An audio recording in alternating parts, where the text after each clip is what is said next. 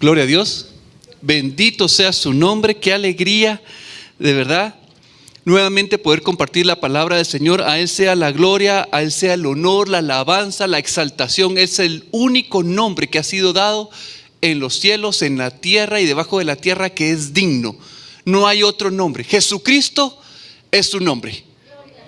Jesucristo es su nombre y nos gozamos en decirlo con todo nuestro amor. Jesucristo. Miren qué rico es decirlo. Jesucristo. Jesús. El nombre de Jesús tiene poder. Tiene poder. El tema que el Señor ponía en mi corazón mientras la estaba preparando es un tema que en lo personal ha sido lo he vivido. Y es el tema de no soy un error, no soy un accidente. Y es lo que vamos a platicar el día de hoy. Traigo una serie de citas en las cuales, porque queremos no solamente decir soy amado, sino quiero entender. Cuando entendemos, cuando hay una diferencia entre los animales y el hombre es racional. El hombre puede procesar conocimiento y de eso puede sacar sus propias conclusiones. En estos días, buscando al Señor en oración, preguntándole de muchas cosas en relación a la vida, la familia, matrimonio, la congregación, la nación, cómo va el mundo, la situación política, lo que está pasando en Ucrania. Yo le preguntaba al Señor, ¿cómo están todas las personas? Yo me imagino que algunas personas han de estar en una situación tan terrible que se han de estar preguntando ¿por qué fuimos creados? ¿O por qué estamos aquí? ¿Cuál es mi propósito? ¿Cuál es el sentido de mi vida? Y yo no sé si ustedes han leído al filósofo Nietzsche. Él es ateo. Friedrich Nietzsche, él vivió entre 1844 a 1900. Su filosofía afectó grandemente, pero miren, fuertemente la cultura occidental y sigue permeando hasta el día de hoy. Nietzsche, como ateo, tiene algo que me gusta. Él fue honesto consigo mismo, porque dijo: yo no creo en Dios. Su mayor declaración es: Dios ha muerto. Dios ha muerto, pero no decía porque Dios físicamente hubiera muerto y ya no existe. No, él se refería a Dios que está muerto porque el hombre por sí mismo había llegado a un nivel de intelectualidad, a un nivel de raciocinio, la ciencia. Entonces decía, realmente el mito de Dios hoy puede ser desechado. Ya no necesitamos de esa idea para darle sentido a nuestra vida. Entonces él, como filósofo, comenzó a hacer su estructura de lo que significa vivir sin Dios. Y la primera premisa es: si no hay Dios, no hay ley moral. Yo estoy escribiendo estas premisas, no es que él las haya escrito en ese orden, sino es un resumen de lo que yo pude sintetizar. Gracias. Y entonces, si no hay Dios, no hay una ley moral, no hay conciencia. Lo que tú dices que es bueno, para mí puede ser malo. Y lo que yo digo que es bueno, para ti puede ser malo. Entonces no hay bien y mal. No hay diseño, no hay algo que haya pensado el árbol, tu vida. No hay diseño. Y si no hay diseño, significa que no hay propósito.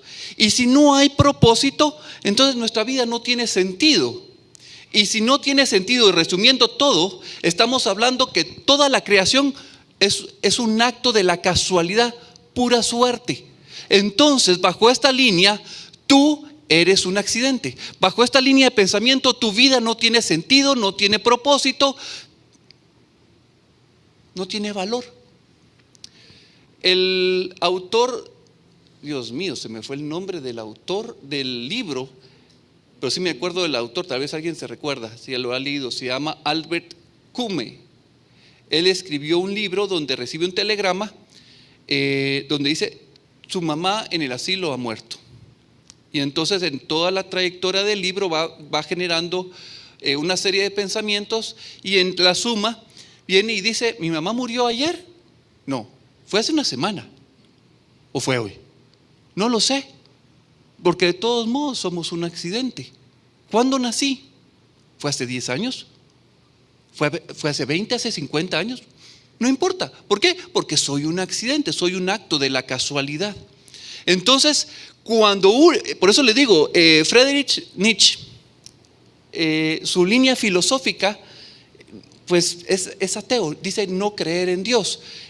Un ateo en la Biblia no dice, Dios describe al ateo, pero con otra palabra, lo describe como necio. Porque el necio dice en su corazón: no hay Dios. Entonces, bajo la perspectiva de la palabra de Dios, un ateo es un necio, ¿sí? Ante el mundo, pues ellos se declaran como ateos. Y lo curioso en la vida de este filósofo es que él habla de Jesús.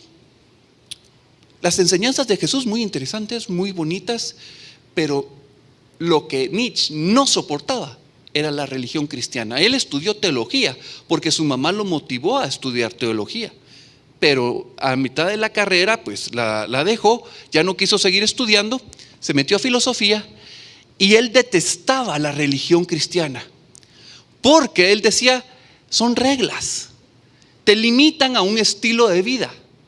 No me gusta, te imponen, te restringen. Y entonces, cuando él dice eso, uno comienza a leer entre líneas. La religión, ¿sí? Como tal, él lo sentía como ley. Decía: Jesús, buena gente, pero al final de cuentas lo que puede decir es: Dios, tus normas que son buenas para mi vida me estorban para hacer lo que yo quiero. No quiero seguir tus consejos. No me interesa. Y entonces su estructura mental lo lleva a decir: no es bueno lo que Dios me dice, porque yo quiero vivir una vida en libertinaje. A sus pocos años de vida, calculo yo 20 años, si ustedes investigan un poquito podrán saber a qué edad, él contrajo sífilis, esa sífilis por esa promiscuidad que él tenía de vivir con muchas mujeres y de tomar y así una serie de cosas, ¿verdad? Entonces aquí vemos a este filósofo que tenía este tipo de pensamiento.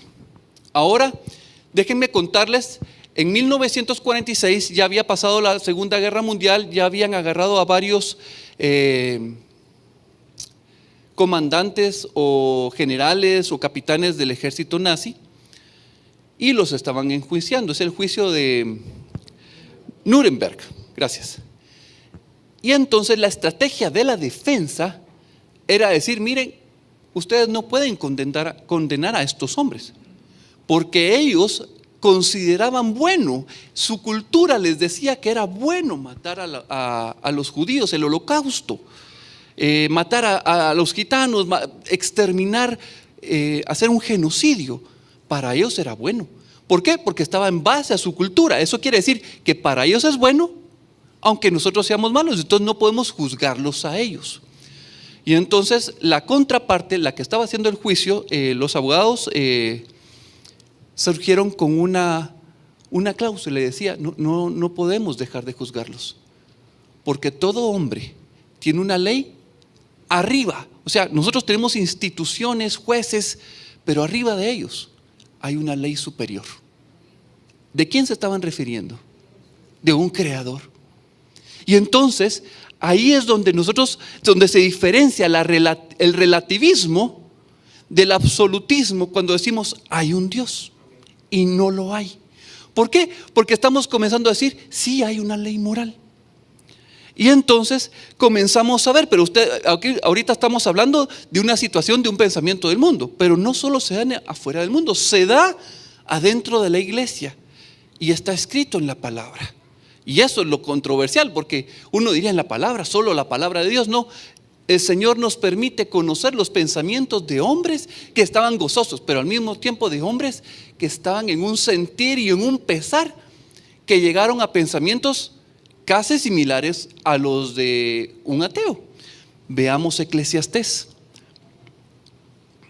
Eclesiastés 2, 15 al 16.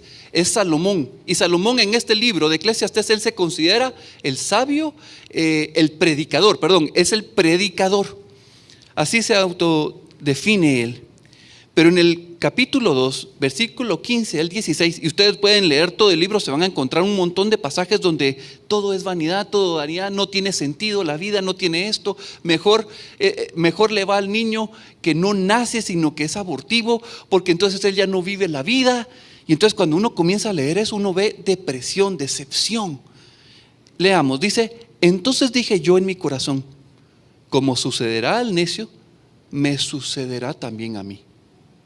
¿Para qué pues he trabajado hasta ahora por hacerme más sabio? Y dije en mi corazón que también esto era vanidad. Porque ni del sabio ni del necio habrá memoria para siempre. Pues en los días venideros ya todo será olvidado. Y también morirá el sabio como el necio. Miren, estas son palabras tremendas las que estamos leyendo aquí, porque está diciendo: lo mismo me da ser sabio. Recuerden que la sabiduría, el principio de la sabiduría es ser temeroso de Dios. Entonces lo mismo me da ser temeroso de Dios que ser un necio y no creer en Dios. Eso es lo que está diciendo. Y cuando uno lo lee, y hay otros pasajitos que a uno lo dejan con duda, uno puede comenzar a ver un problema en una persona que tuvo un encuentro con el Señor. Recuerden que Salomón desde muy joven tuvo un encuentro del Señor así palpable, en la cual el Señor le dice: ¿qué quieres que te dé?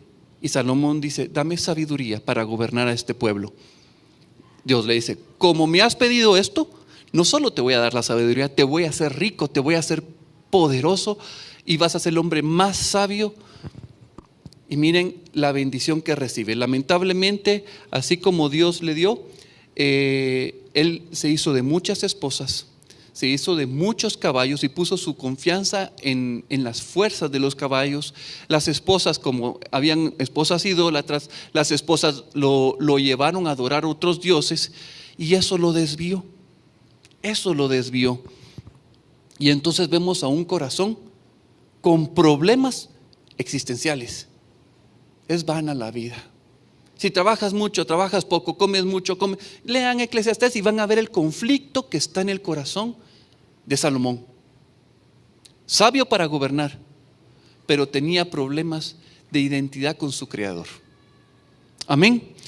Y esto me hace ver que el problema puede estar dentro de la iglesia, no solo en la iglesia, puede estar dentro de mi corazón, puede estar dentro de tu corazón. Y esto es para hacernos una radiografía. Pero no solo tengo, por ejemplo, aquí vemos a Salomón que cometió faltas, que cometió errores. Pero ¿saben qué? Hay personajes en la palabra de Dios que son, diría yo, son hombres que yo pensaría que son inquebrantables, con una fuerza, con un carácter, con un celo de las cosas de Dios, que uno dice: wow.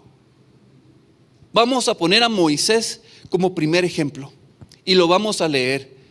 Dice: y oyó Moisés al pueblo que lloraba por sus familias, cada uno a la puerta de su tienda, y la ira del Señor se encendió en gran manera. Estos se estaban quejando porque querían comer carne, solo para referencia. Y dice que también le pareció mal a Moisés esta queja y este llanto que estaba teniendo el pueblo.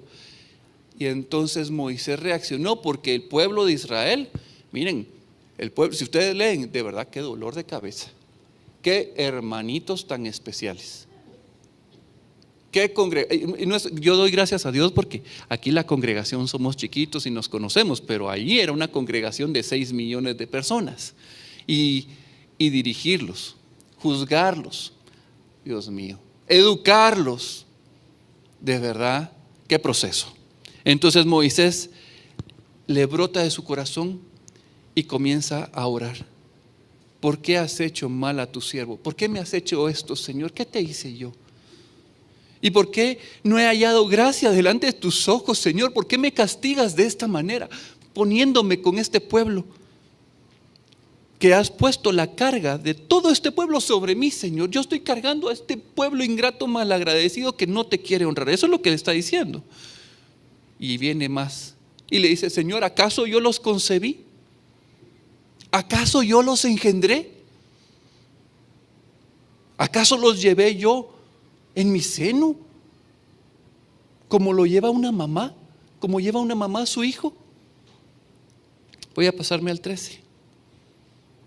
¿De dónde conseguiré yo carne para dar a todo este pueblo? Porque lloran a mí diciendo: danos carne que comamos. No puedo yo solo, Señor, ya no puedo. Ya no soporto a todo este pueblo que me es pesado. Creo que está bien escrito, pero no sé, demasía. En demasiado me pesa este pueblo. Y vean este siguiente versículo, el 15. Y si así lo haces tú conmigo, si así me estás tratando, Señor, yo te pido, por favor, te imploro que me des muerte. Ya no aguanto, ya no soporto. Señor, si de verdad he hallado gracia a tus ojos, quítame la vida. Mis hermanos, es Moisés. Es el profeta de Dios, el que hablaba cara a cara con Dios. Este es un profeta. Siempre me gusta comparar Moisés y Elías, porque Moisés es el hombre de la gran congregación, delante del Señor, un gran profeta. Y el otro profeta es Elías. Y Elías hizo, pues no fue él, ¿verdad? Sino bajo la dirección de Dios, hizo caer fuego. Hizo varios milagros. Fue el Señor que hizo los milagros, solo lo aclaró, él solo fue el instrumento. Pero yo lo veo como un gran profeta. La diferencia entre Moisés y Elías es que Moisés tuvo una congregación de 6 millones, 7 millones, 5 millones, pongan el número que quieran, y Elías tuvo una congregación de 0. Pero ambos hicieron la voluntad de Dios. Ambos eran gratos delante de él porque amaban y querían agradarlo. Y veamos lo que Elías dice. Esto fue cabalmente después de que cayó fuego, se demostró que Dios era el Dios de Israel. Elías dice: pueblo de Israel, hoy ustedes tienen que tomar una decisión. O sirven a los dioses Ashera y Baal, o sirven al Dios único de Israel. Tomen una decisión. Entonces los 450 sacerdotes de Ashera y Baal comenzaron a hacer su ritual, trataron de que bajara fuego y que todo, nada. Pero cuando Elías clamó y dijo: por amor a tu nombre, cayó el fuego, consumió la ofrenda, consumió las piedras y dejó seco. Porque recuerden que era un tiempo de sequía y todavía a la ofrenda le echaron agua, y le echaron agua para que fuera todavía más difícil encender la ofrenda. Y Dios, como que si nada, la encendió y la consumió para demostrar su gran poder. Cuando Acab, y eso es lo que vamos a leer, Acab fue y se lo contó a Jezabel. Primera de Reyes 19, versículo 1 al 4 dice: Acab dio a Jezabel la nueva de todo lo que Elías había hecho y de cómo había matado a espada a todos los profetas de Baal y de Ashera. Entonces envió Jezabel a Elías un mensajero diciendo: así me hagan los dioses y aún me añadan, si mañana a esta hora yo no he puesto tu persona como la de uno de ellos. ¿Qué quiere decir? Te voy a matar. Te voy a matar. Entonces, viendo pues el peligro, se levantó y se fue para salvar su vida, y vino a Berseba, que está en Judá, y dejó ahí a su criado. Y él se fue por el desierto un día de camino, y vino y se sentó debajo de un enebro. Y deseando morirse, dijo: basta ya, oh Señor, quítame la vida, pues no soy yo mejor que mis padres. Y cuando leo eso digo: Señor, estos hombres, Señor, tenían una relación profunda contigo, una relación, yo le voy a decir, wow, tremenda. Y si ellos tenían eso, ¿puedo yo tener eso en mi corazón? ¿Puedes tener eso en tu corazón? Hay momentos, miren, no son las circunstancias. No son las circunstancias, hay veces solo quitar la mirada de Jesucristo. ¿Se recuerdan de Pablo cuando Jesús, si eres tú, mándame, llámame para que yo camine sobre las aguas? Ven entonces, bajó. Miren, lo que quiero expresar no es las circunstancias. Quiero expresar es quitar tu mirada del Señor. Eso, en ese momento que Pedro quitó su mirada del Señor y comenzó a ver las circunstancias, se comenzó a hundir y entonces gritó: sálvame, Señor, sálvame porque me hundo en las profundas aguas. Y el Señor lo saca. Hebreos 12:2. Vamos a leer desde el versículo 1. Dice: por tanto, nosotros también, teniendo en derredor nuestro tan grande nube de testigos, despojémonos de todo peso y del pecado que nos asedia, y corramos con paciencia la carrera que tenemos por delante. Versículo 2. Puestos los ojos en Jesús, el autor y consumador de la fe, el cual por el gozo puesto delante de él sufrió la cruz, menospreciando el oprobio, y se sentó a la diestra del trono de Dios. Puestos nuestros ojos en Cristo Jesús. Esa es la clave, mis hermanos. Bueno, entonces estamos viendo lo que sucedió con estos profetas, con estos hombres de Dios, y lo que vemos, si leemos la Escritura, y lo vamos a hacer, es ver cómo Dios no nos abandona. Tanto Moisés como Elías tenían la solución frente a sí, tenían al Señor, pero su mirada no estaba puesta en Él, estaba en las circunstancias. Entonces ellos no tenían claridad para pedir correctamente. Y solo como por ejercicio, ¿verdad? Porque Dios está en todos lados. Dios va a estar aquí por ejercicio y yo voy a estar viendo hacia acá. Señor, por favor, dame la muerte. ¿Será que es una oración que Dios quiere oír? ¿Verdad que no? Pero eso es lo que brota del corazón desesperado, angustiado, que ya está cansado, que no tiene fuerzas. Y entonces Dios le responde. Miren cómo le responde a Moisés. Números 11, 16 al 17. Entonces el Señor le dijo a Moisés: reúneme a 70 varones de los ancianos de Israel, que tú sabes que son ancianos del pueblo y sus principales, y tráelos a la puerta del tabernáculo de reunión y esperen ahí contigo. Y yo descenderé y hablaré ahí contigo. Cuando uno ha experimentado la presencia del Señor y uno recibe: yo me voy a encontrar contigo, cumple y ven, Señor, ahorita corriendo, porque sé que me voy a encontrar contigo y tú eres mi reposo, tú eres mi descanso. Número 1. Y dice: y tomaré del espíritu que está en ti y pondré en ellos, y llevarán contigo la carga del pueblo, y no la llevarás tú solo. Dios pone descanso. Dios oyó la oración, pero no respondió con lo que él creía que era lo que necesitaba para poder tener una vida grata delante del Señor. Dios dio lo correcto. Así que aquí me muestra que yo puedo venir y pedir cosas que no me convienen y estar en contra de la misma voluntad de Dios. Estos son hombres, tremendos hombres de Dios. Veamos lo que pasó con Elías. Y dice 1 Reyes 19, 5, 6. Y echándose debajo del enebro, se quedó dormido. Y he aquí, luego un ángel le tocó y le dijo: levántate, come. Entonces él miró y he aquí a su cabecera una torta cocida sobre las ascuas y una vasija de agua. Entonces Elías comió, bebió y volvió a dormirse. Y esto mismo volvió a pasar una vez más. El ángel volvió a llegar, lo despertó y le dijo: come y bebe. Y entonces Elías comió, bebió y se fortaleció. Solo, miren qué sabio es Dios. Lo que Elías necesitaba era comer, beber y descansar. Estaba agotado físicamente. Pero el cansancio físico, el cansancio espiritual, el cansancio emocional nos puede llevar a hacer cosas, a decir cosas que no están conforme a su voluntad. Pero Dios sabe cómo reponer nuestras fuerzas, sabe cómo.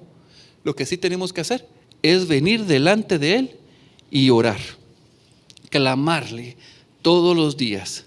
Dios les dio el descanso y el alimento que cada uno de ellos necesitaba. Cuando yo mencionaba a Nietzsche, me interesaba que vieran su pensamiento, porque él llegó a la conclusión de no tener propósito, de no tener sentido. Y probablemente muchos aquí, o hermanos que nos están viendo en YouTube, estén con un sentir de no tengo propósito, no tengo sentido, mi vida no tiene sentido, ¿para qué voy a seguir viviendo? Y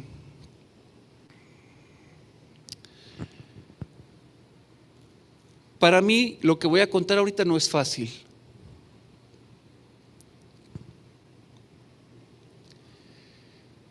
En un momento de mi vida, yo sabía del Señor, mis papás me habían predicado, me habían enseñado, había venido a la iglesia, pero yo no quería con el Señor.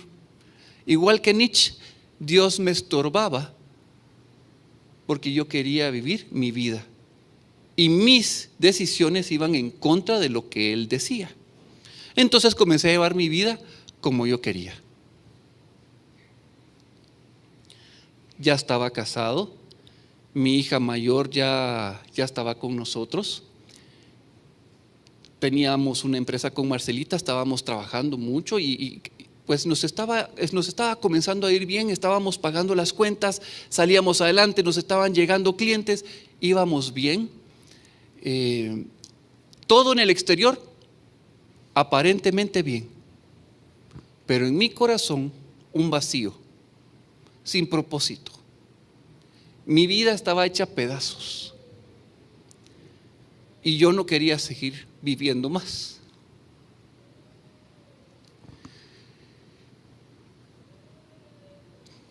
Yo sabía que le tenía que entregar mi vida al Señor, pero como estaba tan hecha lata, tan hecha pedazos, yo no me atrevía a darle mi vida, me daba asco, me daba vergüenza decirle: Señor, aquí está mi vida. Entonces pensaba, la voy a arreglar, me voy a comenzar a portar bien, y entonces cuando ya mi vida esté arregladita se la voy a llevar al Señor. Créanme que cada día se volvía peor la situación.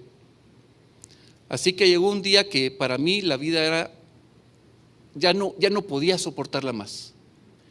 Y entonces pensé, me voy a quitar la vida. Y mientras yo preparaba las cosas o me preparaba para tal acto, hubo un momento de luz en la que el Señor me habló. Yo creo que fue el Señor. Y Él me dice: si tú te quitas la vida, lo que sientes ahorita, lo que tú quieres terminar ahorita va a ser peor y para la eternidad. Y eso me detuvo. Fui a hablar con mi esposa, le conté cómo me sentía. Vinimos a hablar con mi papá.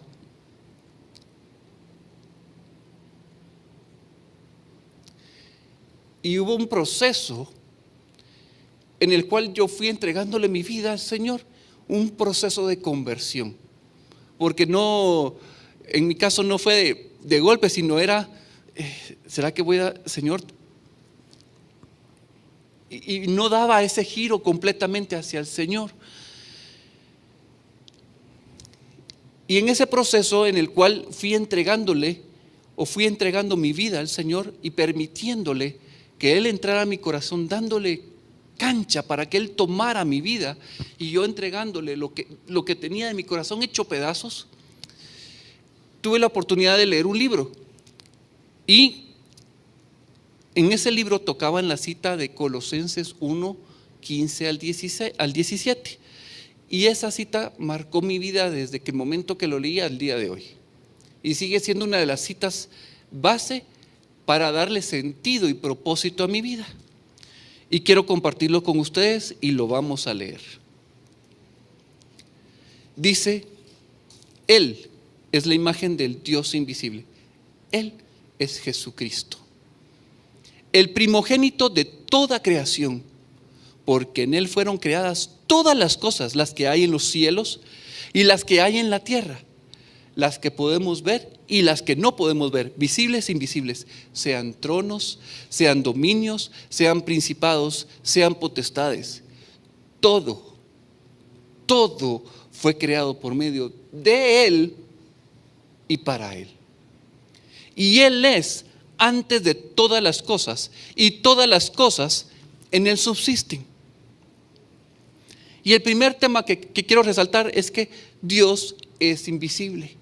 Y la palabra lo reafirma. Nadie ha visto a Dios, solo el unigénito de Dios, Jesucristo. Y por eso es que Jesucristo es la imagen viva, palpable para nosotros.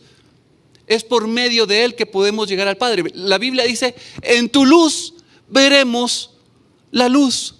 Y Jesucristo se identifica y dice, yo soy la luz. Y entonces, ¿cómo así? En tu luz veré la luz. En la luz del Hijo vamos a ver la luz del Padre. Amén. Ese es el punto número 1. Número 2, Jesús es la imagen. Y a través de Jesús, Dios hizo todas las cosas. Jesús es Dios. Jesús salió del Padre y a través de Jesucristo se hicieron todas las cosas. El universo, se hizo la luna, las estrellas, todos los planetas, las constelaciones, las galaxias. Bajemos en tamaño. Se hizo la tierra, se hizo la vida, se hicieron los animales, se hicieron las plantas. Fuiste hecho tú. Tú eres obra de la mano de Dios. Tú fuiste hecho. Y vamos a leer varias citas. Y miren, con esto que estamos diciendo que Dios nos hizo, ¿saben qué estamos diciendo? Yo no soy un accidente. Yo no soy un error. Y te quiero pedir que tú lo digas. Digas, Señor, cierra tus ojos. Señor, yo fui creado por ti. Y fui creado para ti. Y esto me dice que yo tengo un propósito. Que tú, Señor, me das sentido. No soy un accidente. No soy un error. Y luego, en el versículo 17 dice, y Él es antes de todas las cosas. Él es eterno. Y todas las cosas en Él subsisten. Eso quiere decir, en los videos de Juntos y en Armonía se ponía un ejemplo y decía, si la creación está en la palma de la mano del Señor y Dios quita su mano, ¿qué pasa con la creación? Unos piensan, se va a caer por la gravedad. No, porque en el universo no hay gravedad, Él sostiene. Otros dicen, se queda flotando. Tampoco. ¿Se cae o queda flotando? Ninguna. Cuando decimos, Dios quita su mano, es que dejamos de existir. Nuestra existencia depende de Él. Y esa es su misericordia, porque buenos y malos siguen existiendo el día de hoy. No es por nuestras obras, es por su gracia, es por su misericordia, por su amor, por su paciencia, por su fidelidad, que no hemos sido destruidos. Por amor a mi nombre, dice el Señor, he retenido el castigo. He retenido el castigo, porque lo que tú mereces es otra cosa, pero te estoy dando mi amor. He elongado mi amor. Ahora quiero hacer una comparación. Sin Cristo significa Dios ha muerto. Mira, eso es importante. Todo ateo que sea honesto consigo mismo y quiere llevar una filosofía acorde a lo que está diciendo, a lo que cree, debe decir, Dios no existe. Si Dios no existe, entonces no hay ley moral. Si no hay ley moral, significa que no hay bien y no hay mal. Si no hay bien y no hay mal, eso implica que no hay diseño, porque todo fue espontáneo, nadie lo pensó. Entonces eso significa que no hay propósito, que la vida no tiene sentido, todo es casualidad. Soy un accidente. Mi vida no vale. Pero la contraparte, aquel que dice que sí cree en Dios, que cree en Jesucristo, Entonces dice, está el Padre. Número uno, sí hay una ley moral, porque Dios estableció lo que es bueno y lo que es malo. Dios sí reconoce que se puede, que sí hay un diseño, que tú fuiste diseñado, que tú fuiste pensado. Cuando uno diseña, aquí los que son arquitectos, ingenieros, en programadores en sistema, eso implica un diseño, eso significa un análisis, un pensamiento. Y lo que está diciendo es que tú fuiste pensado, tú fuiste diseñado, que tú tienes un propósito, que tu vida tiene sentido. Que tú no lo conozcas es otra cosa, pero sí lo tienes. Tú no eres un acto de la casualidad. Tú no eres un error. Tú no eres un error. No eres un accidente. Amén. Y yo quiero agarrar un ejemplo, lo oí de un predicador de las calles y miren, me golpeó tanto que lo quiero compartir. Imagínense ustedes que van caminando por la playa y de repente su hijo, un niño, un amigo les pregunta, ¿y esta marca que se ve aquí qué es? Es la huella que dejó la ola cuando se acercó y se alejó. Y cada vez que se acerca va dejando una huella diferente. Qué interesante la marca, dice. Y siguen caminando. Y de repente se encuentran un texto. Dice, un texto. Te amo, Ana. Eso hizo el mar. No, fíjate que no, eso sí no es casualidad, eso tiene, es algo muy pequeño, pero tiene información concisa, tiene un mensaje, ¿sí? Y eso, por mucho que la casualidad, para que eso suceda, las probabilidades son bajísimas, imposible, ¿sí? Y que esté escrito en español, que esté escrito en cualquier idioma. Es imposible, excepto que vengamos y tengamos dados y tratemos de hacer la probabilidad de escribir una oración. Es imposible, es complicado, realmente. No sé, bueno, continuemos con el ejemplo. Ahora imagínense lo que la teoría de la evolución está diciendo. Por la casualidad se generó la información genética para construir los seres vivos, para constituir a los seres vivos. Y para eso ellos dicen que se llevaron millones de años y millones de años y millones de años. Y espontáneamente, de pura casualidad, se formaron los códigos genéticos y se armaron y estamos el día de hoy aquí.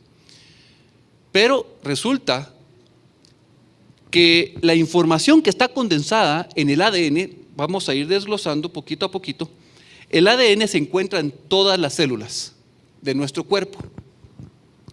Y el ADN en una célula tiene la capacidad de almacenar 2 petabytes. Primera vez que lo oía. 2 petabytes. Y entonces, ¿cuánto es un petabyte? Bueno, un petabyte significa que tiene 1000 terabytes. Y entonces ya terabytes ya lo había oído.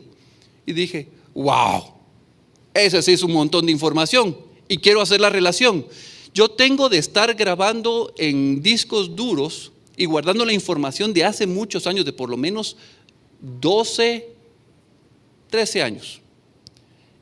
Y apenas llevo 1/4 de 1 tera. Imágenes, canciones, los documentos de la oficina y un montón de cosas más. 1/4 de 1 tera. ¿Ok? En Casa Josué apenas vamos llenando más o menos 30, 40 teras de información, de 15, 20 años de videos. Los videos pesan y son difíciles de meterlos en un USB porque son de 1 hora, hora y media. Y los seminarios, entonces tenemos 52 prédicas, tenemos 52 clases de coinonía, aparte de los seminarios. Entonces todos esos años nos suman 40 teras. Y dice que 1 petabyte, tiene 1000 teras. O sea, no hemos llegado ni siquiera a los primeros 100 aquí en Casa Josué con esa cantidad de información. Y una célula tiene la capacidad de 2000 terabytes. Y no estamos hablando de que tiene la capacidad de almacenar información. Estamos hablando que tiene la información correspondiente para decir el color de tus ojos, para decir la estatura, el color de tu vello, de tu cabello, tus uñas, tus manos, tu sistema circulatorio, cómo debe de ser las células del corazón, sus cavidades, tus dientes, tus huesos, todo. Es una información que se transmite y resulta que no es lo curioso, ¿verdad? Que vengo yo con mi esposa, nos unimos, nos amamos y entonces surgió Dani y Sophie. ¿No son igualitas? ¿Son diferentes? ¿Diferente estructura? Y créanme que Marcia y yo no pensamos en ponerle los ojos ni los colores, nada. Fue Dios, fue su creador.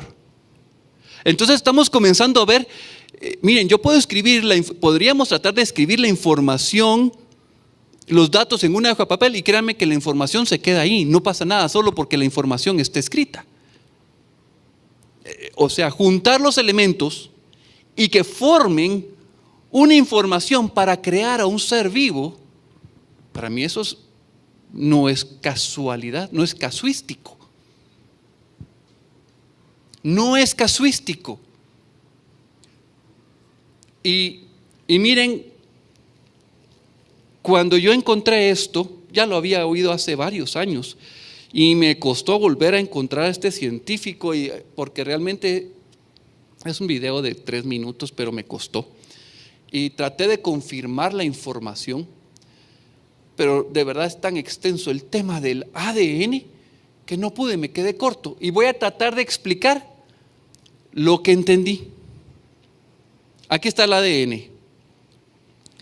El ADN está formado por 2 hélices helicoidales, ahí los pueden ver.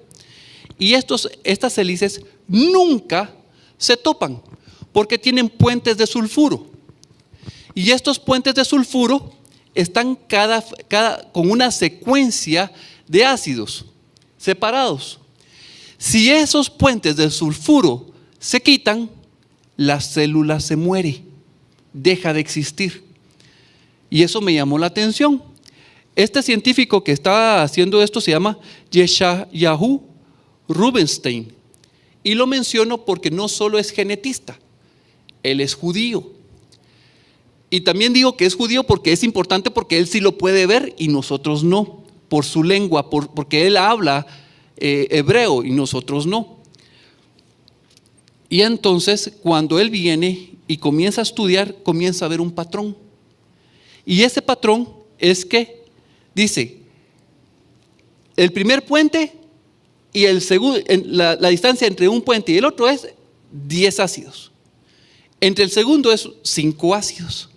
El siguiente es 6 ácidos. Y el siguiente es 5. Y luego se vuelve a repetir.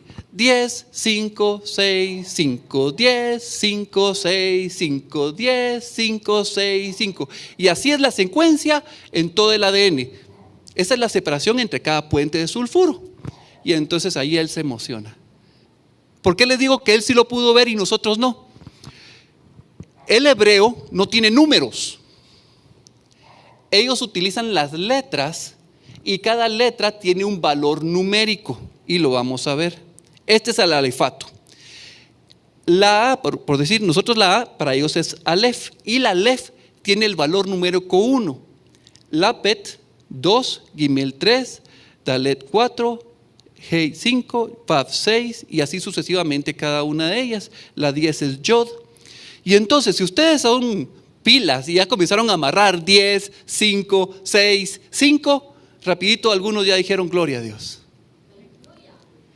El número 10 es la Yod, el 5 es el Hei, 6 el Vav y el 5 es el Hei. ¿Qué está diciendo? El tetragrama de Dios. Yud, Hei, Vav, Hei.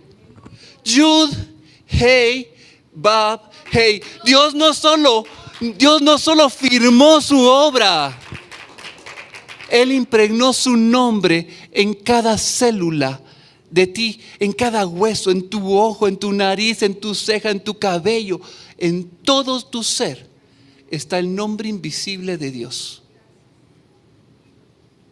Dios te está diciendo: tú eres mi imagen y semejanza.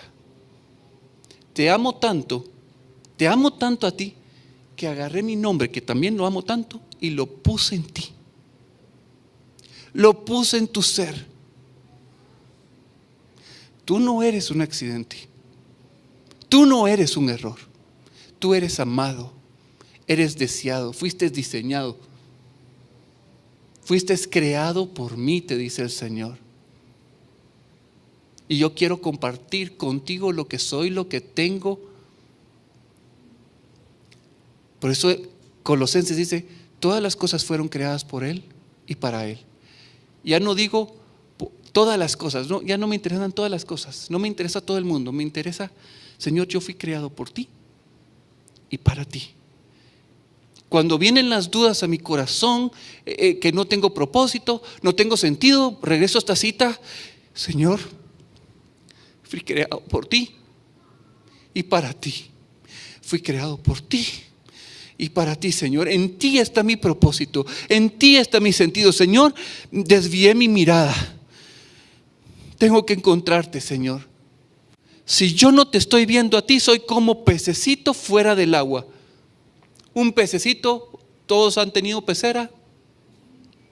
Se les ha salido un pececito. El pobre pececito, realmente no puede hacer mucho. Está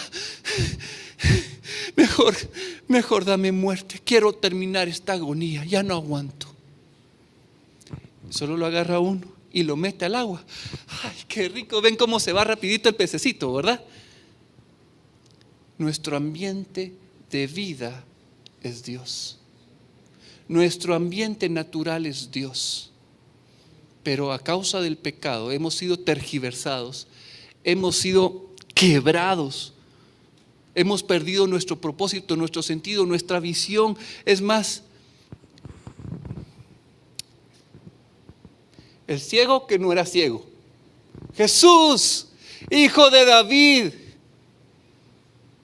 para que él dijera hijo de David, es porque él entendía: tú eres el Mesías, tú eres el ungido. Te necesito, quiero recobrar la vista.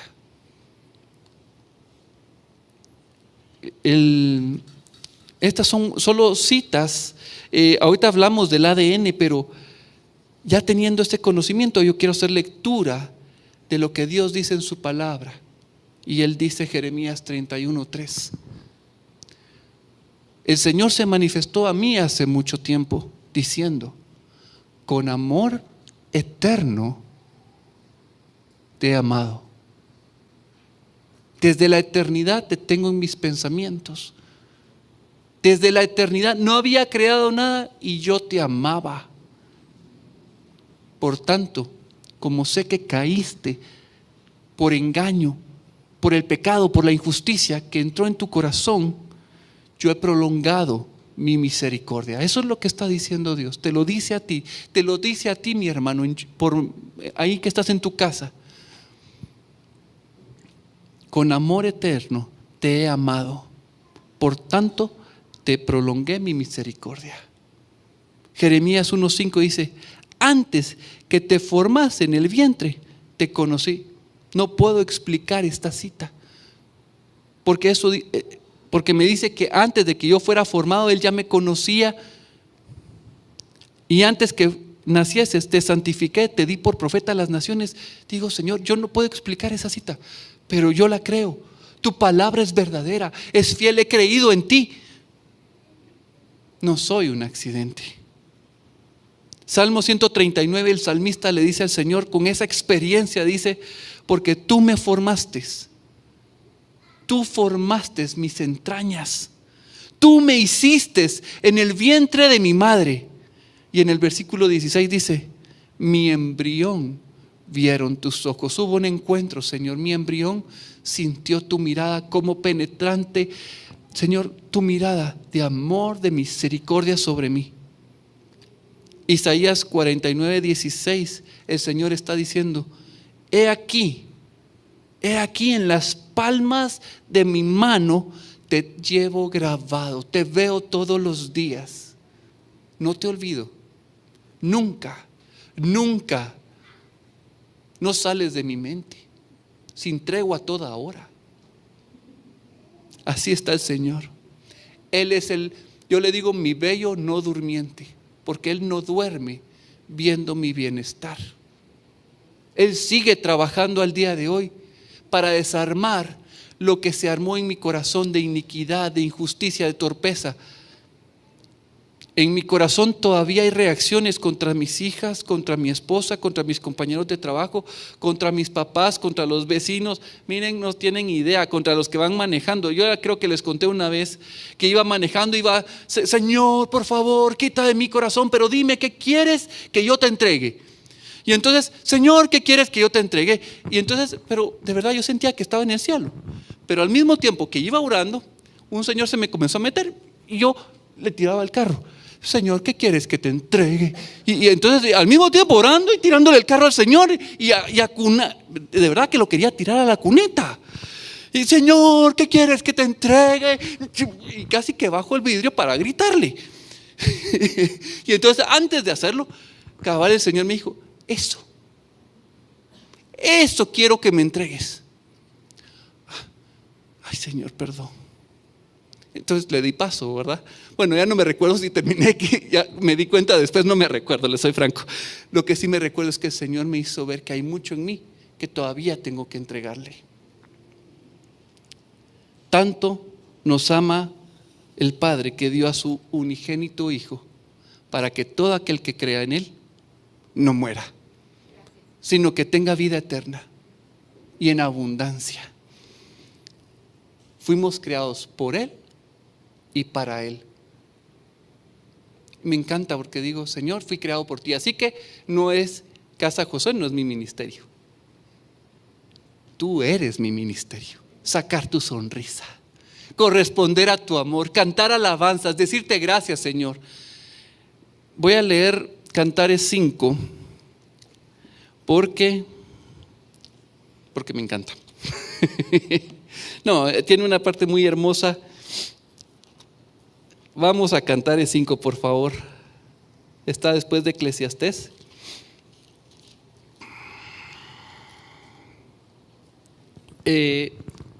Ella no abrió la puerta al amado y cuando salió a abrirle después, porque se tardó, el amado ya no estaba. Entonces ella salió a buscarlo y se topó con los guardias de la ciudad y en lugar de ellos ayudarla, pues recibió golpe de ellos.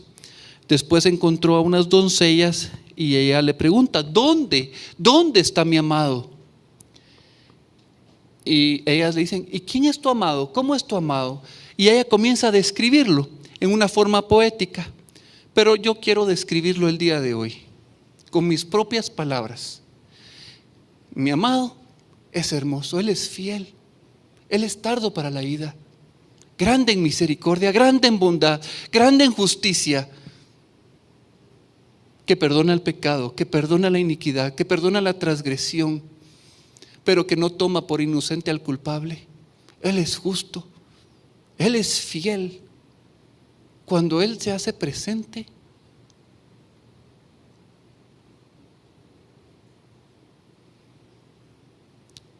Él me da paz, sus besos, sus abrazos, su palabra me consuela, me alienta, me da fuerza, me da reposo. Él es mi heredad, Él es mi porción, Él es mi alimento, Él lo es todo. Él lo es todo, Él es mi pastor, Él es mi consejero. Y entonces cuando la novia describe a su amado, si ustedes quisieran leer la descripción de lo que dice la novia, está en el versículo 9 del capítulo 5.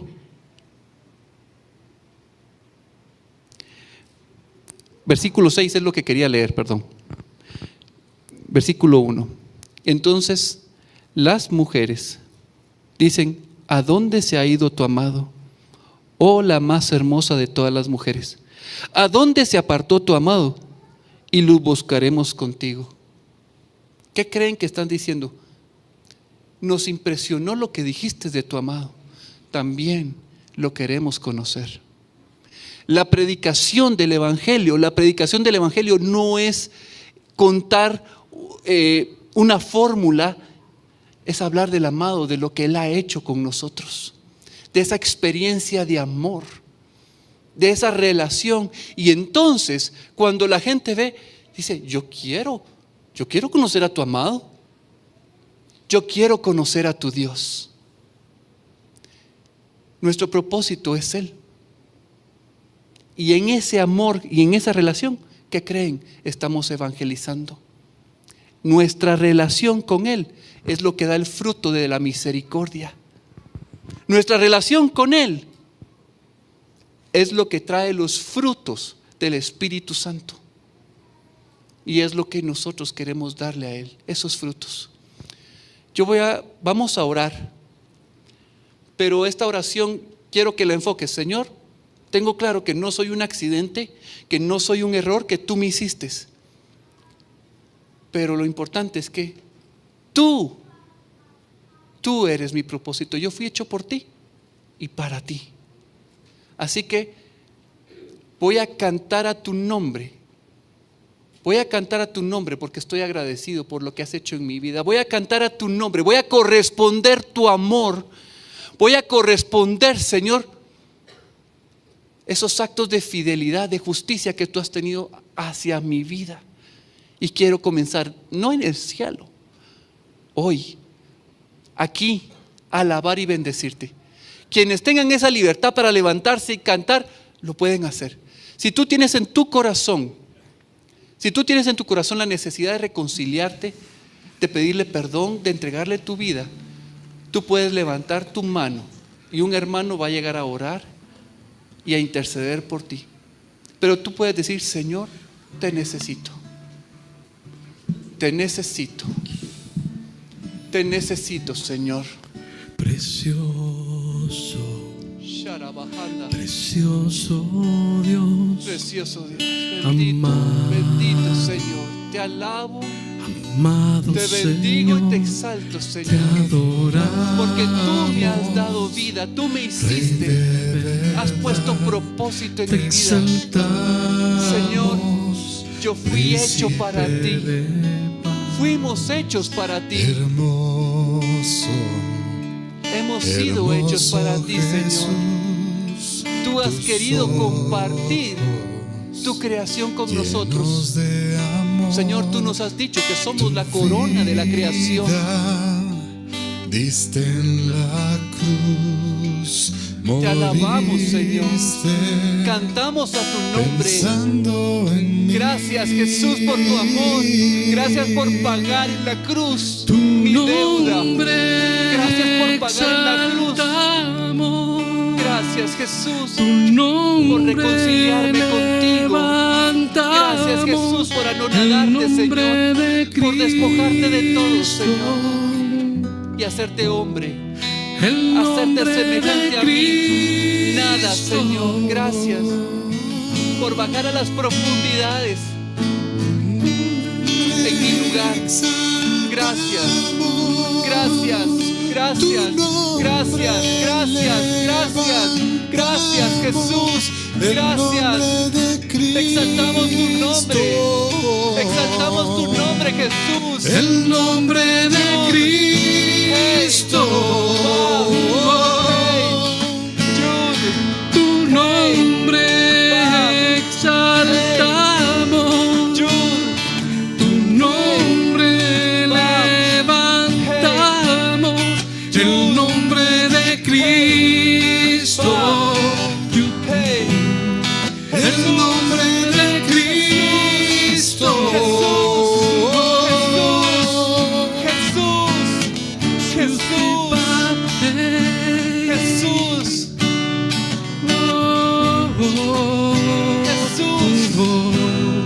El nombre de Cristo,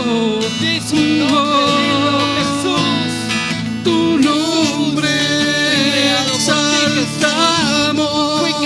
levantamos, para ti. tu nombre Soy tuyo, Señor. levantamos, Quiero corresponder el tu nombre amor. de Quiero corresponder lo que tú hiciste por mí, Cristo. Señor. Quiero vivir una El vida nombre de de gratitud. Cristo. Gracias, Jesús.